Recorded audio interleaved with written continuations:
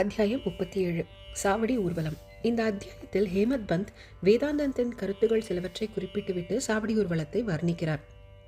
சாயின் வாழ்க்கை புனிதமானது. அவரது அன்றாட நடைமுறை ஒழுக்கம் புனிதமானது. அவரின் வழிகளும் செயல்களும் விவரிக்க இயலாதவை. சில நேரங்களில் அவர் பிரம்மானந்த பெருநிலையில் இருந்தார் மற்றும் சில சமயங்களில் ஆத்ம ஞானத்துடன் அடக்கமாய் இருந்தார். ஏராளமான பல செயல்களை செய்தாலும் சில சமயங்களில் அவைகளில் தொடர்பேதும் இன்றி தனித்து இருந்தார்.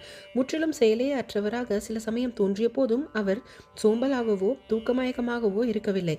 தமது சொந்த ஆன்மாவிலேயே கட்டுண்டு இருந்தார். அமைதியான நிசப்தமான அசைவற்ற கடலை போல காணப்பட்டாலும் அவர் அளவிட முடியாத ஆழமானவர். எவரே அவரின் சொல்லில் அடங்கா பெருங்குணத்தை விவரிக்க இயலும். அவர் ஆண்களை சகோதரர்கள் என்றும் பெண்களை சகோதரியாகவும் தாயாராகவும் கருதினார். எல்லோரும் அறிந்துள்ளபடி அவர் பரிபூர்ண தூய நிரந்தர புனித பிரம்மச்சாரி ஆவார். அவர் தம் கூட்டுறவால் நாம் பெறும் ஞானமானது நிரந்தரமாக நம்மிடம் திகழட்டும். அவர் தம் பாதங்களுக்கு எப்பொழுதும் முழுமையான பக்தியுடன் சேவை செய்வோம். அவரை அனைத்து ஜீவராசிகளிடமும் காண்போம். அவர் நாமத்தை எப்பொழுதும் விரும்புவோம்.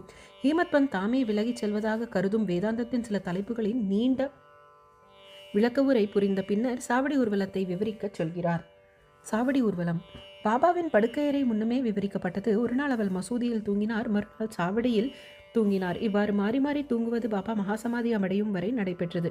1909 டிசம்பர் 10 முதல் அடியார்கள் பாபாவுக்கு சாவடியிலேயே முறையான வழிபாடு செய்ய தொடங்கினர். சாவடிக்கு போகும் வரை வந்ததும் மக்கள் மசூதியை சூழ்ந்து கொள்வர். மண்டபத்தில் சில மணி நேரம் பஜனை செய்வர். அவர்களுக்கு பின்னால் துளசி பிருந்தாவனத்தில் வடதிசைக்கும் பாபாவின் முன் உள்ள இடப்பட்ட இடத்திலும் ஒரு அழகிய ரதம் இருந்தது. பஜனையில் விருப்பமுள்ள மக்கள் இருந்தனர். பஜனையில் விருப்பமுள்ள ஆண்களும் பெண்களும் உரிய நேரத்தில் வந்தனர். தங்கள் கைகளில் தாள், சப்ளாக்கட்டை, கர்த்தால், மிருதங்கம், கோல் முதலிய இன்னிசை கருவிகளை வைத்துக்கொண்டு பஜனை நடத்தினர்.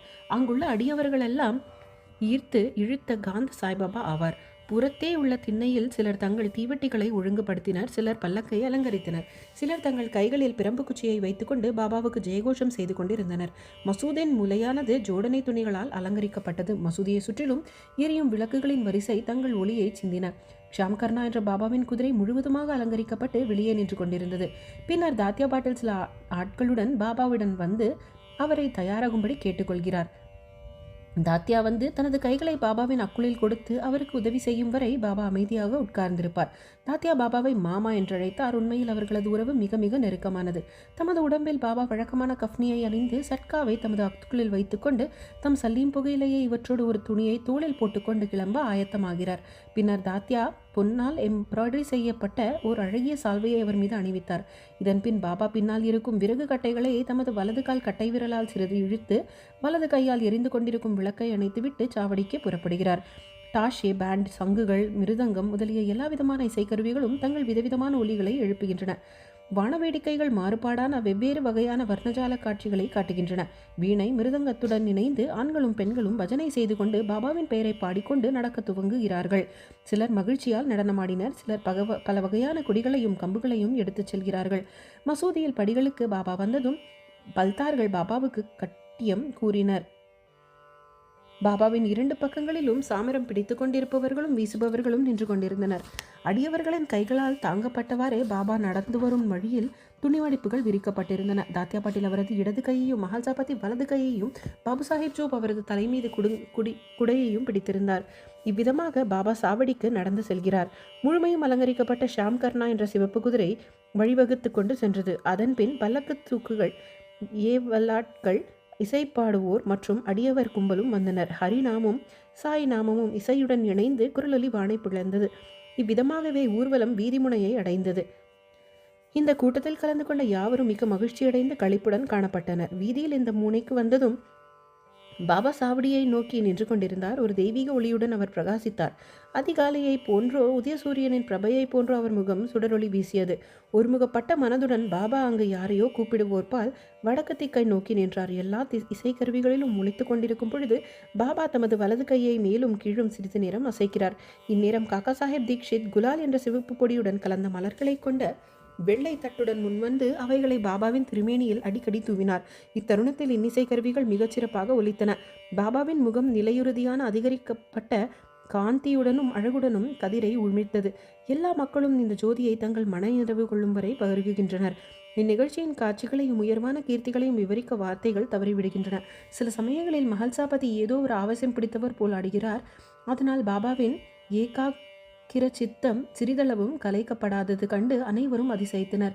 தமது கையில் விளக்குடன் தாத்யா பாட்டில் பாபாவின் இடதுபுறத்திலும் மஹல்சாபதி வலதுபுறத்திலும் பாபாவின் ஆடையின் நுனியை பிடித்துக்கொண்டு வருகிறார்கள். எத்தகைய சுந்தர ஊர்வலம், எத்தகைய பக்தியான பாங்குகள்! இதை காண ஆண்களும் பெண்களும் ஏழைகளும் பணக்காரர்களும் அங்கு ஒன்றாக திரண்டுள்ளனர். பாபா மிக மெதுவாகவே நடக்கிறார். பக்தர்கள் மருங்கிலும் அன்புடனும் பக்தியுடனும் தொடர்கிறார்கள். அவ்விளத்து வளிமண்டலம் முழுவதும் மகிழ்ச்சி ஊடுருவி பறந்து ஊர்வலம் சாவடியை அடைகிறது. அக்காட்சியும் அந்நாட்களும் சென்றுவிட்டன. ஒருவரும் அவைகளை இப்போதோ எதிர்காலத்திலோ பார்க்க முடியாது. எனினும் அக்காட்சியின் தோற்றத்தை நினைவு கூர்ந்தும் மனக்கண்முன் கொணர்ந்தும் நமது உள்ளங்களுக்கு அமைதியும் திருப்தியும் வழங்கலாம். சாவடியும் நல்ல வெண்மையான கூரை, கண்ணாடிகள், பல்வேறு வித விளக்குகள் இவைகளால் அலங்கரிக்கப்பட்டிருக்கிறது. அதை அடைந்ததும் தாத்யா முன்னால் சென்று ஒரு ஆசனத்தை விரித்து ஒரு திண்டை வைத்துவிட்டு பாபாவை அங்கு அமரச் செய்து நல்ல கோட்டையும் அணிவிக்கிறார். பின்னர் அடியவர்கள் அவரை பல்வேறு விதங்களில் வழிபடுகிறார்கள். இறகுகளுடன் கூடிய கிரீடத்தை அவருக்கு சூட்டுகிறார்கள். அவர் கழுத்தை சுற்றி பூமாலைகளையும் அணிமணி மாலைகளையும் அணிவித்து நறுமணம் கமழும் நேர்கோடுகளையும் ஒரு புள்ளியையும் அவரை உள்ளம் நிறைவடையும் வரை இட்டு நீண்ட நேரம் கூர்ந்து பார்க்கிறார்கள். தலைப்பாகையை அடிக்கடி மாற்றுகிறார்கள். தூக்கி எறிந்து விடுவார் என்று பயந்து அவர் தலையிலிருந்து எடுத்து மேலே சிறிது தூக்கி பிடிக்கிறார்கள். அவர்கள் உள்ளங்களையெல்லாம் பாபா அறிகிறார். அடக்க ஒடுக்கமுடனும் தடை செய்யாமலும் அவர்கள் இஷ்டங்களுக்கெல்லாம் பாபா சாதுவாக கீழ்ப்படுகிறார். இவ்வலங்காரங்களுடன் அவர் வியக்கத்தக்க அழகுடன் திகழ்கிறார். நானா சாஹிப் நிமோன்கர் கம்பை சுற்றி செயல்பட்டுள்ள அழகான குஞ்சரங்களுடன் கூடிய குடையை மேலே பிடிக்கிறார். பாபு சாஹிப்ஜோ ஒரு வெள்ளி பாத்திரத்தில் பாபாவின் பாதங்களை கழுவுகிறார். அர்க்கியமும் பூஜையும் உரிய சம்பிரதாயங்களுடன் செய்துவிட்டு அவர் கைகளில் சந்தனம் பூசி தாம்பூலம் அளிக்கிறார். பாபா தமது ஆசனத்தில் அமரும் பொழுது தாத்யாவும் மற்றவர்களும் நின்று கொண்டிருக்கிறார்கள். அவர் பாதங்களில் விழுந்து பணிகிறார்கள். பாபா வசதியாக திண்டின் மேல் சாய்ந்து அமர்ந்து கொண்டிருக்கும் பொழுது இருமருங்கிலும் உள்ள அடியவர்கள் சாமரம் வீசுகிறார்கள். பின்னர் ஷாமா சலீம் தயார் செய்து அதை தாத்யா பாட்டிலின் கையில் கொடுக்க அவர் இதை தமது சுவாசத்தால் ஒருமுறை உறிஞ்சிய பின்னர் பாபாவிடம் கொடுக்கிறார்.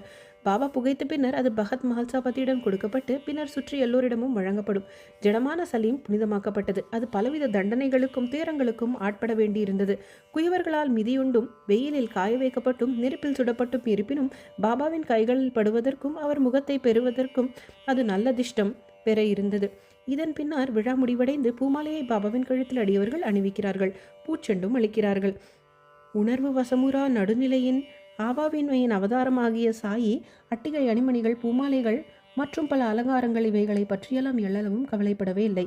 ஆனால் தம் அடியவர்களிடம் உள்ள உண்மையான அன்பின் காரணமாக அவர்கள் தாங்கள் விரும்பிய வழிகளை கையாண்டு மகிழ்வுடைய அனுமதித்தார். முடிவாக இன்னிசை கருவிகள் தாங்கள் புனித ராகங்களை ஒலித்து கொண்டிருக்கும் பாபா சாஹேப் ஜோக் எல்லா சம்பிரதாயங்களுடனும் ஆர்த்தி காண்பிக்கிறார். இந்த ஆர்த்தி முடிவுற்றும் அடியவர்கள் ஒவ்வொருவராக வணங்கி விடைபெற்று கொண்டு வீடுகளுக்கு திரும்புகிறார்கள்.